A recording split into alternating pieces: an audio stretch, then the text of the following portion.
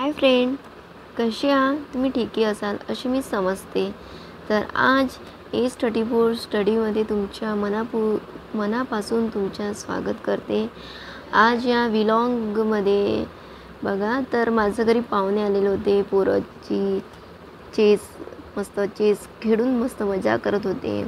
आणि कसं असतं, माझे दोन मुलं असताना मला कसं सगळ्या गोष्टी सांभाळून अभ्यास करायला लागते. तर हे तुमच्यासमोर मी शेअर करत आहे. कसं असते, घरचे मेंबर, दोन मुलं, आता लहान मुलाला सुद्धा शाळेत घातलेले आहे. त्याचासुद्धा आता अभ्यास सुरुवात झाली आहे. सुरुवातीला जात असताना मुलं थोडासा लढणं गिळणं यांचं हेच राहते.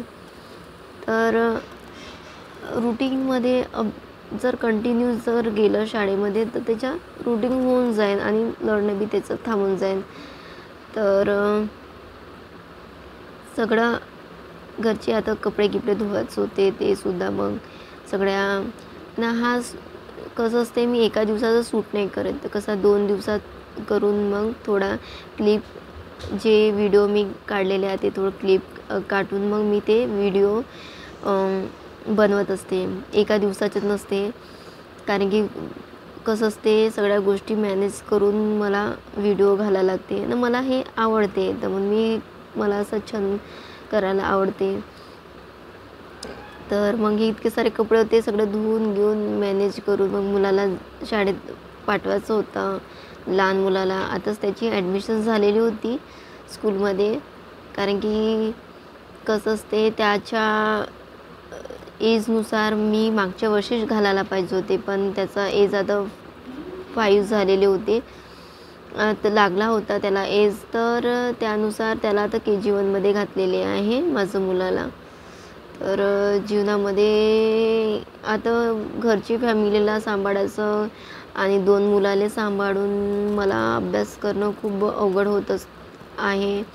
तरी मी स्वतःला मॅनेज करून कसा वेळ मिळते त्यानुसार, थोडा वेळ का बरं मिळत नाही, त्या वेळ काढून मी स्वतः अभ्यास थोडा बहुत का बरं मिळत नाही मी अभ्यास करत असते.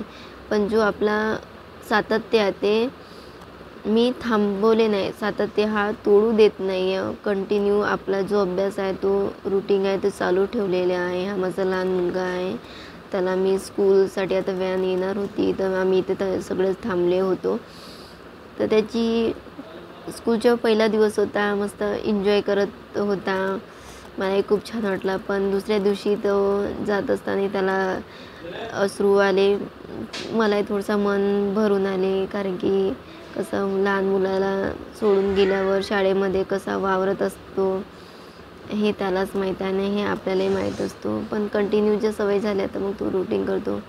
मग मुलाचा दुपारी आल्यावर आता त्याचा बी पहिला दिवस होता. शाळेचे मॅडम त्यांना सांगितलं होतं अभ्यास, मग त्याला घरी होमवर्क सांगितले आणि माझंसुद्धा मॅथचे पहिले आधी टेबल केले की, आणि मग ते वर्कबुक होती मॅथची ते सॉल्व केली. आणि नंतर त्यालासुद्धा तो आपला होमवर्क करत राहिला आणि माझंसुद्धा इथून जसं त्याला तो आपला होमवर्क करत आहे तसा मग मी सुद्धा होमवर्क, म्हणजे माझासुद्धा जो अभ्यास होता तो मी रुटीन चालू ठेवलेला होता.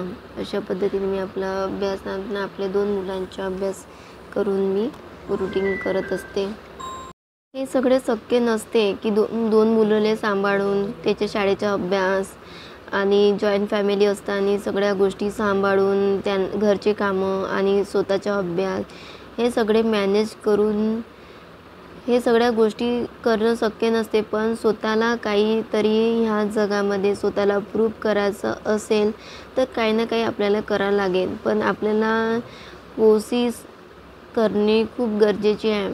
नंतरचे यश मिळो या नको मिळो, पण आपल्याला अभ्यासमध्ये जो आपला टार्गेट ठेवलेला आहे का 1-2 वर्षामध्ये आपल्या पोस्ट मिळवायचे आहे, तो नक्कीच आपल्या अभ्यासावर डिपेंड असतो. आपण जर 1-2 दिवस गॅप केलं ना तर खरंच ना असं वाटते अभ्यास आपला तुटल्यासारखा होत असतो. पण आपल्याला कंटिन्यू 1 तास 2 तास का बरं मिळत नाही, आपल्याला कंटिन्यू अभ्यास करणे खूप गरजेचे असते. तर आमच्या घरी वायफायचं कनेक्ट लावासाठी कोणीतरी आले होते. आमच्या ती वायफाय होता, पण कसं असते ते माकडांनी त्याचे वायफायचे ते जे वायर होते थोडेसे ते तोडल्यासारखे झाले होते. तर तो वायफाय बंद झालेला होता.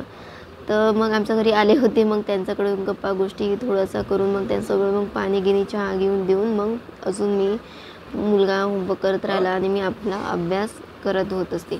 पेपर जर आपल्याला जर त्याची तारीख जवळ आली तर खूप टेन्शन येत असतो. मलासुद्धा खूप टेन्शन येत असतो. अभ्यास कधी कधी कमी पडते अभ्यास.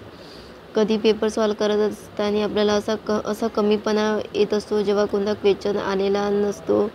तर कधी असं वाटते का नाही आपला जर जास्ती अभ्यास झाला असता तर हा सुद्धा क्वेश्चन आपण सॉल्व केलं असतं. कधी कधी अशी आपली कमीपणा कोणत्या पेपर सॉल्व करत असताना आपल्याला दिसून पडते.